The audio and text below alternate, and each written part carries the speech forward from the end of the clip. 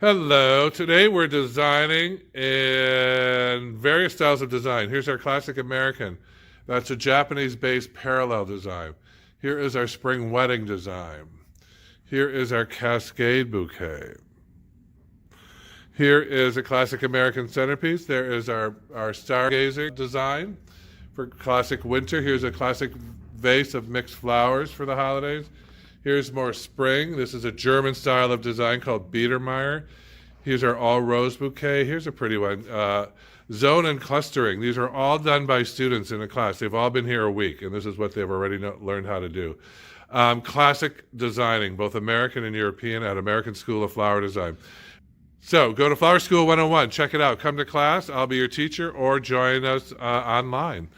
Our students have been doing amazing work with our online classes. So flowerschool101.com. Keep blooming. I'll see you in my next city.